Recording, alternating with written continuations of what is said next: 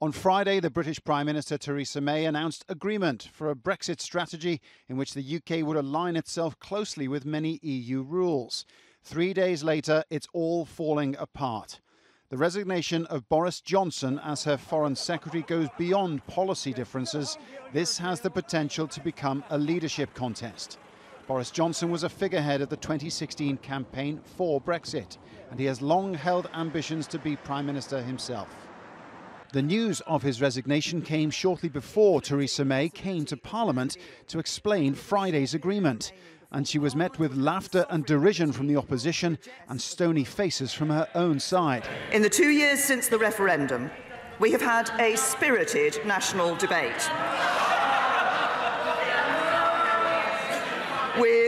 With robust views echoing around the cabinet table as they have on breakfast tables up and down the country. How can anyone have faith in the Prime Minister getting a good deal with 27 European Union governments when she can't even broker a deal within her own cabinet?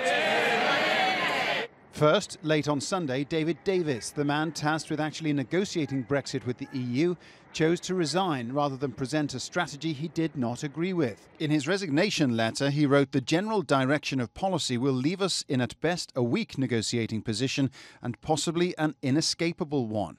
Theresa May replied, "I do not agree with your characterisation of the policy we agreed on at Cabinet on Friday. I'm sorry that you have chosen to leave the government when we have already made so much progress." The internal divisions of the Conservative Party were one of the reasons the previous Prime Minister David Cameron called the 2016 Brexit referendum.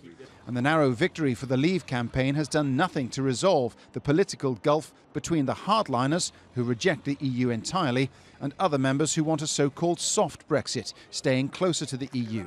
But one such hardliner says it's not yet time for this Prime Minister to quit. The issue is about policy and not about the individual in charge of it. But the policy needs to go back to what it was before, the status quo ante. After Mr Davis's departure, the Prime Minister quickly promoted a junior minister, Dominic Raab, to replace him.